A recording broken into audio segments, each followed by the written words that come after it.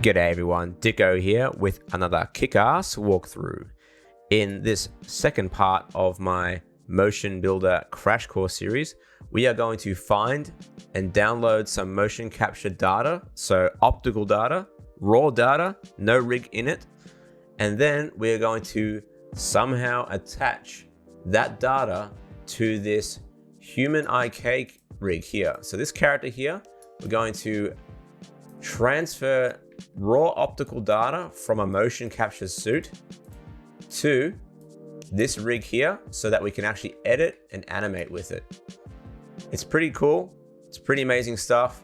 And unfortunately, it can only be done in Motionbuilder.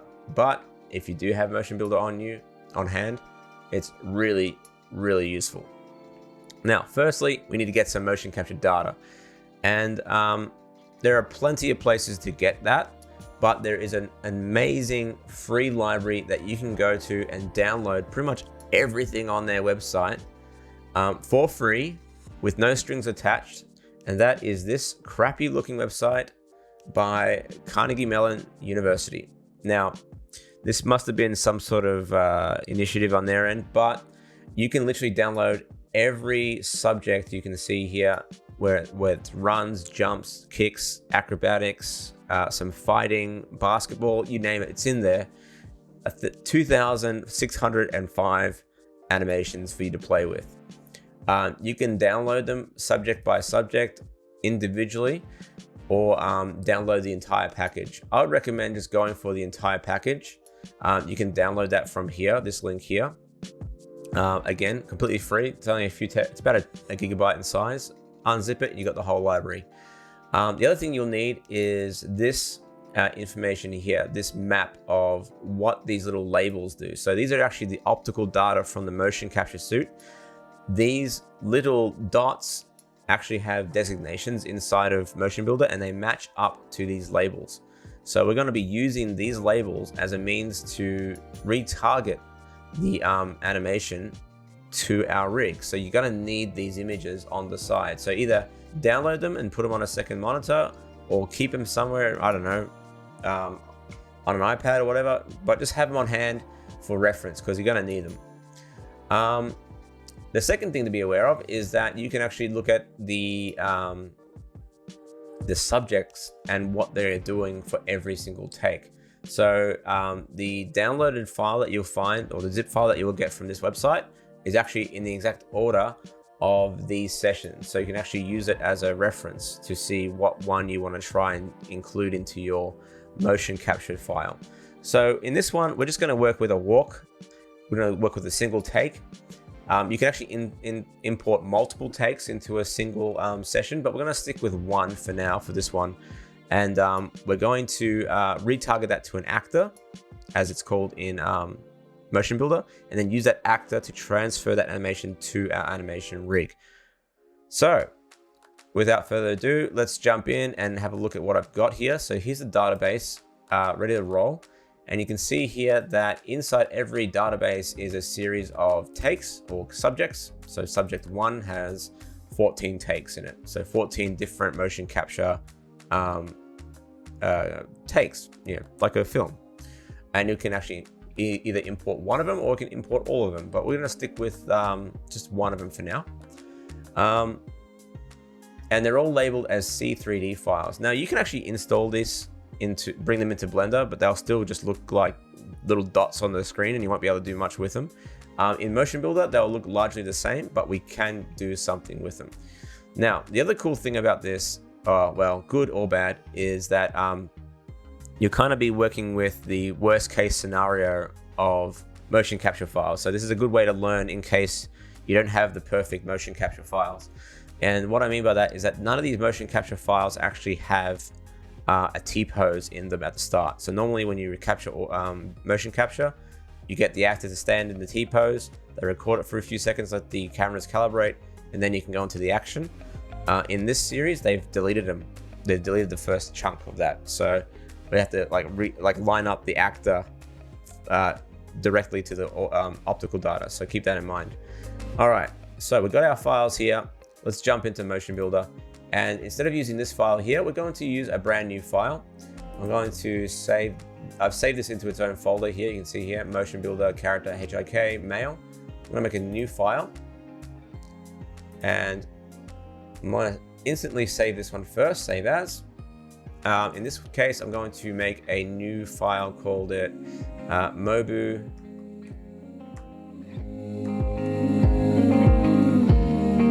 Actors. And I'm going to call this walk 001. Cool. Just save it away. And now we're going to import the motion capture data.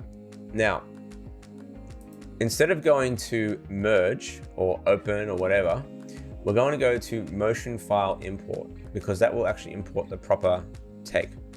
Go to motion file import and then navigate to the library that you have downloaded.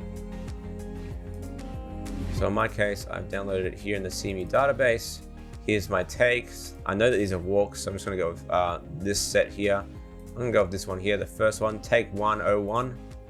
Import that, and you'll see these dots. Now, it's not a rig, it's just a series of dots. If we play it back, we just got a person jumping. We can work with this. It's not a walk, but it's a jump. It will do fine. But you'll see here that it's basically just translating these little cubes. They don't really have any rotational data in them or anything like that. It's basically just points in space that are designated to the point in which the reflective dot that was on the suit corresponds to. So that means we need to, line this up with a tool inside of Motionbuilder that will allow us to work with this. Now, you'll see here that sometimes you get these little strays. And if you look into the outliner here, you can actually see what they've been selected. You can see there's a duplicate here. That can happen sometimes because sometimes, like with motion capture targets, it's very sensitive to light and it can get confused and add duplicates to things. So you can actually go ahead and delete that if you wanted to, and just work with the ones we have available to us. Now, again, these are not in a perfect scenario. We would normally have at least a T-pose to work from here for this animation. And that would make it a lot easier to line up the actor, but we're gonna work with what we've got. So what we need to do is bring in what is called an actor that will kind of be pulled like a puppet by these little dots. And once it, takes on that animation, we can transfer that to a character rig accordingly. So what we're gonna do is drag in an actor from the character library. And you can see here that this is partly why it's important to have your rigs at an accurate sort of scale. So this character, this motion capture is in realistic scale, 1.8 meters or so. And the default actor size inside of Motionbuilder is the same. Now, the problem is now we need to go ahead and line this up with this motion capture data. Now, the key here is to basically line it up so that the little dots sort of sit just on the edges or the periphery of the actor, okay? So we're gonna go ahead and do that now. I'd suggest not to translate anything except for the hips. So the hips is basically controlling the entire set of this, this basic armature, I guess you can call it. But everything else, do not translate it because it'll just break. Just use rotation and scale to do the rest. All right, cool. So I'm gonna go ahead and rotate this. You can actually rotate using the coordinates here as well to place it accordingly. And you can see here we can rotate it there. So I'm gonna go -90 and sort of line up those hips with the dots over here. So the hips are sort of sitting at this point, like so. So So it's not really a precise science when it comes to this sort of stuff, but you'll understand what I mean in a second. All right, next thing we're gonna do is save this file. For now, I'm gonna put that into my Mobu actors folder and call that, I should just call it jump. Let's call this jump 001. And now it's my job to go ahead and gradually line up the limbs. Now again, in a perfect scenario, this would be in a T-pose, so we wouldn't have to worry about doing this sort of bullshit. But we're working with free data here, so we can't complain too much. We've got 2,000 different takes we can play with. Let's roll with it, right? So beggars can't be choosers here. Luckily, the legs are largely already in the right position. We can go ahead and move those back a little bit, like so, making sure to compensate where needed along the joint chain.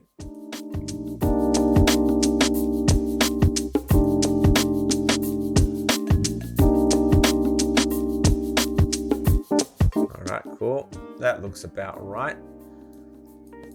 Now, it doesn't have to be absolutely perfect. It just has to sort of align with the map from the database that we got it from. So if you go back to the database, go back to the FAQ,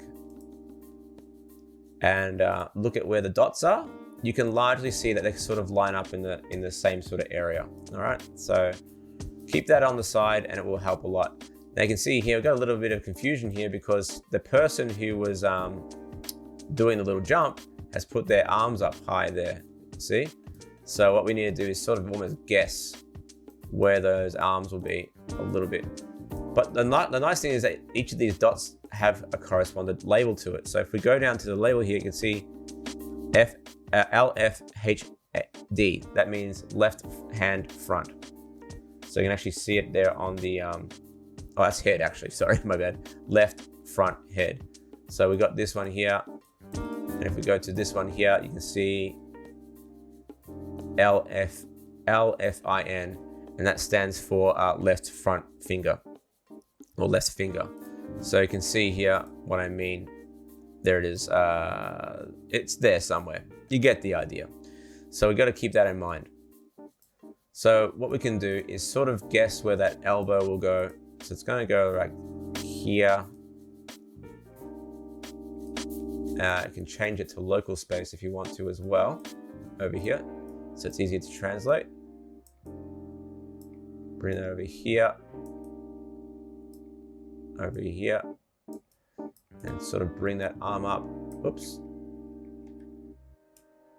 like so. And I think that will be okay. Kind of line that up. I think that's fine.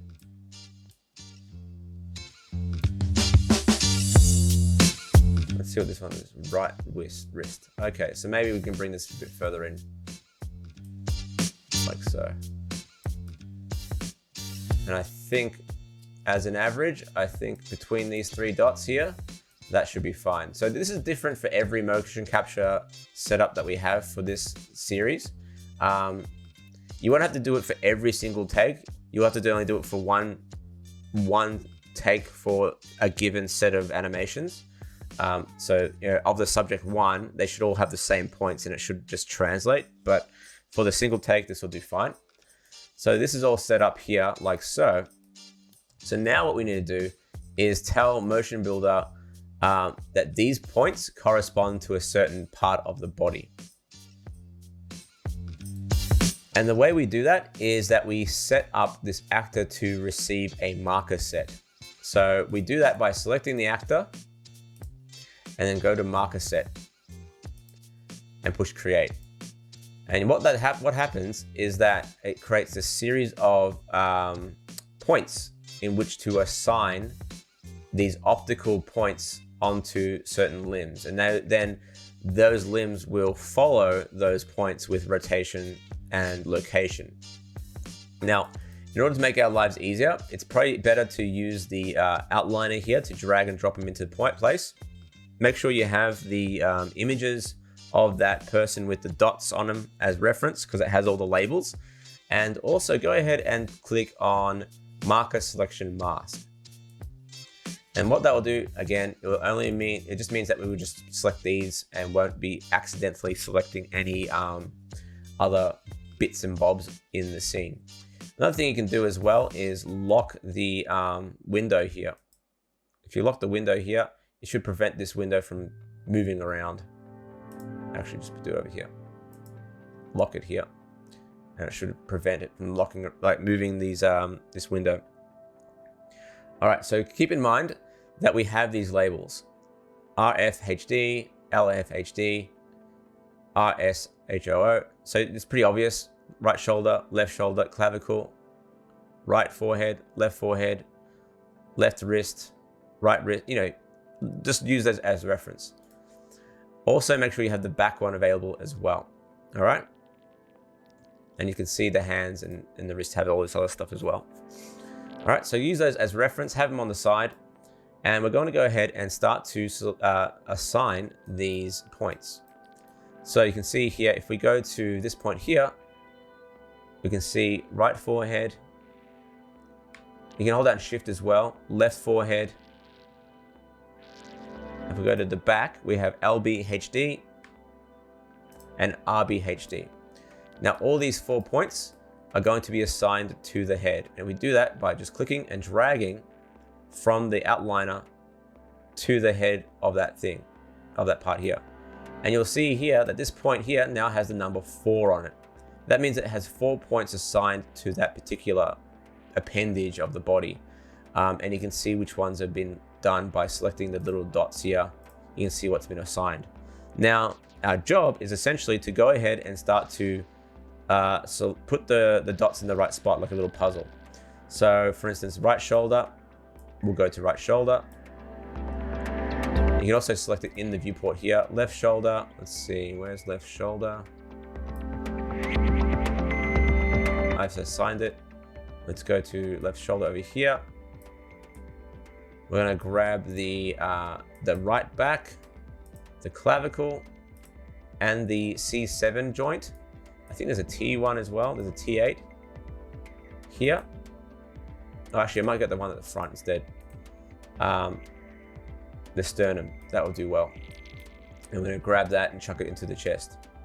Now, there's only a maximum of 4 points you can put on any given body part. So even if they have an extra one here and we can't assign it, don't worry, it doesn't matter. It's fine. As long as there's enough points in certain parts, it's gonna be fine. Now for the hips, I'm gonna select those hips like so. There's our waist. You can see the labels there. Drag them onto the waist and we're good to go. Sweet. Now anything that's been assigned will have a little white square attached to it too.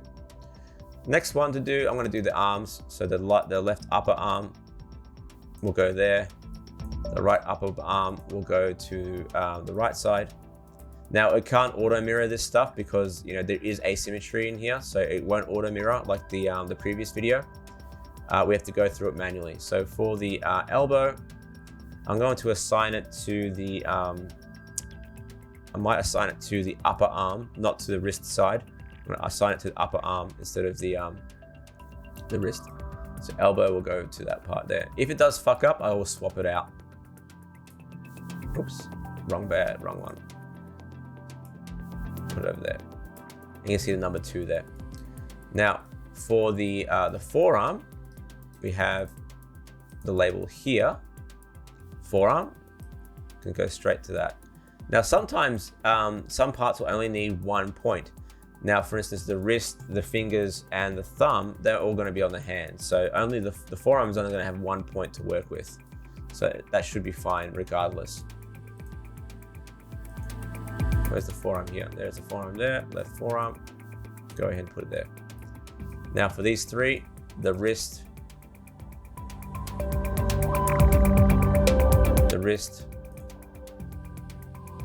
another wrist there, and this point here behind the hand, which will be the fingers, they will all be assigned to the hand itself. Same thing on the other side.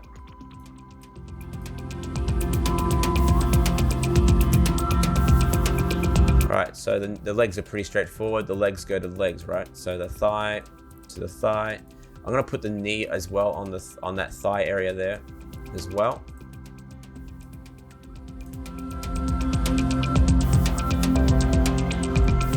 And the shin will take on obviously the obvious ones. So that will go down to the shin area.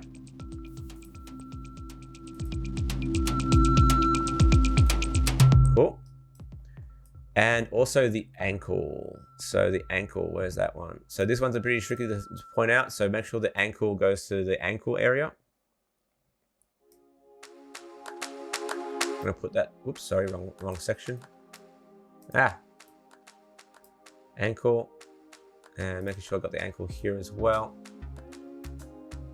I can go there. And if this doesn't work, I can also assign that to the foot section. Now, for the these areas here, we're gonna be careful. So metatarsal will go onto the foot section. Metatarsal will go onto the foot section. And the toe will go to the toe section. Now, I have a feeling that the ankles will have to be assigned to the feet, but we'll just see what happens.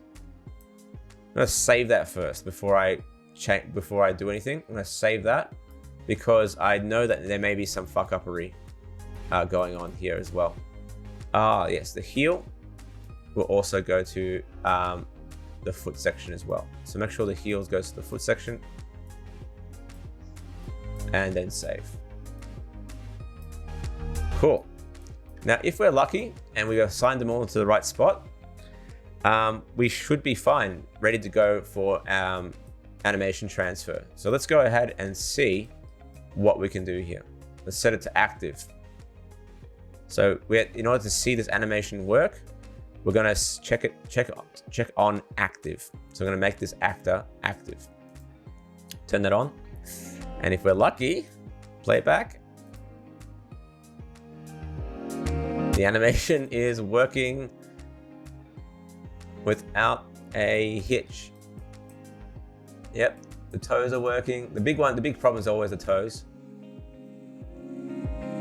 The hands are working great. And it doesn't look like there's any offsets either, which is perfect. So it's working really well. Awesome. So now the optical data is driving this actor. Now what we can do now, if we just push stop, is that we can actually transfer this animation to our character rig. All right, so I'm gonna save that file. I'm gonna save that as a new version. I'm sure Jumpo 1 or Jumpo 2, let's just do that. All right, cool. Done. So in order to transfer this now, we need to bring in our character rig. All right. Let's go ahead and do that. We're going to go ahead and go to, in this case, merge. We're going to merge it. We're not going to import motion. We're going to merge in our character rig. Now, let's go up to my character HIK setup, male 01, and push open. Push merge. Now you'll see that once we've imported the character that our animation's all screwy. And that's because by default, when we imported our character, it also imported any takes that were inside that character rig as well. And that includes the T-pose, which technically is a take. So what we need to do is change the take to our jump. And our take name was 0101. Click that. And now our animation will come back to life.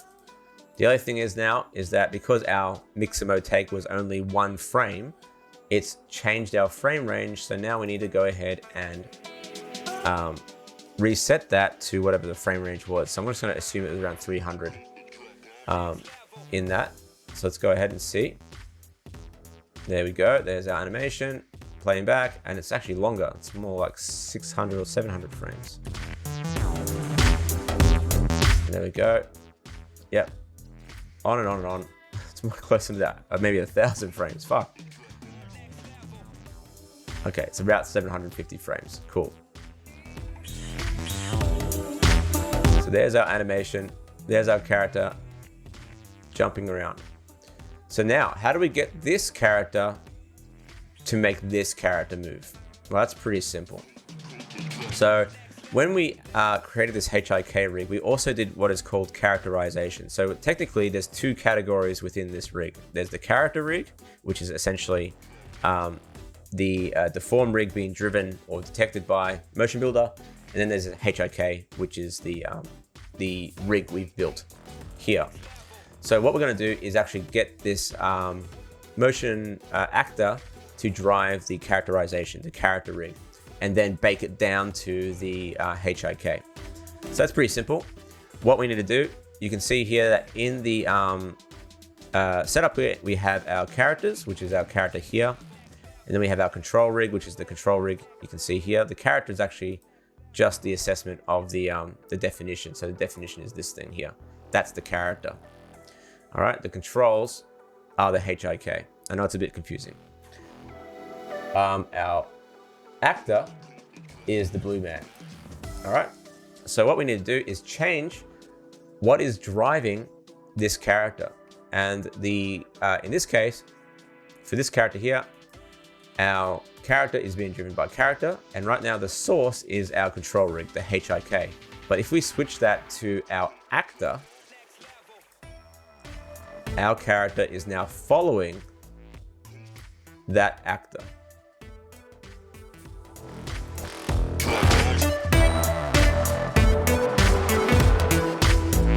There we go. Now, how do we get this to be baked down to the HIK so we can actually control it manually and change the animation? So for instance, his head's tilted way back. We can fix that if we want to in Maya or in Motionbuilder. But for now, we're just going to bake it down to the controllers. Well, that's pretty simple. We're going to go ahead and just bake it down. So all we need to do now is go to this little blue button here, push the arrow, and go to Bake, Plot to the control rig. I would suggest pushing the 3 dots first because the motion capture was captured at a huge frame rate. So sometimes this has not been set up properly yet. So what you want to do is plot it down to either 24, 25, or 30 FPS, depending on the circumstances of your animation and what you need it for. For video games and stuff like that, 30 FPS is probably the smarter option. For film or TV, 24 or 25 FPS is probably what you need as well. Cool. So all we need to do now is push plot. And now it's converted it back to the animation back to the control rig. Now, if we go to the controls now and we switch over to the F curves and select whatever we want to select, you can see all our controls have now got animation data baked down to the character. How cool is that? So now we can actually go ahead and change that animation if we want to. But look, it's playing back almost instantaneously after we baked it down. And we've gone from optical data to the actor, to the controller, or to the character rig, to the HIK. There's a few steps there going on under the box, but Motionbuilder makes it relatively easy to get from that, well, if like arbitrary points in space to something that resembles motion or bipedal motion. So we got ourselves a really cool result here in the end. So now all you need to do really, if you want to animate it inside of in Motionbuilder, you can, or you can export it out to Maya, which is really cool. So if I wanted to, I can actually go ahead and send it to Maya as a new scene.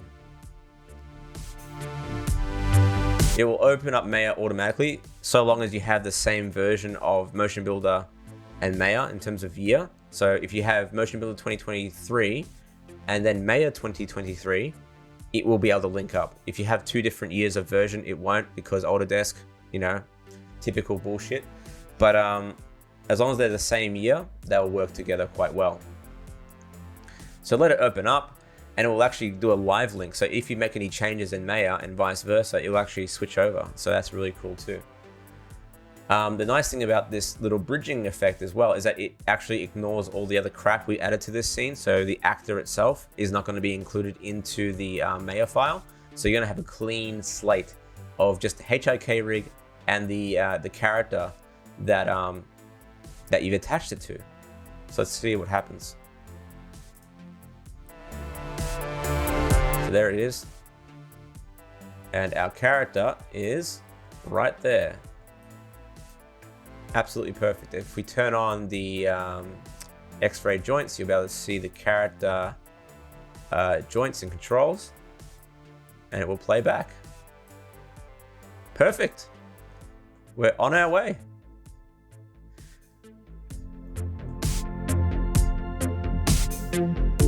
So the cool thing about this CMU library as well is that it's basically got all kinds of stuff: runs, jumps, acrobatics, dancing, and you can actually link them all up in different ways to make interesting animations using Motionbuilder and Maya.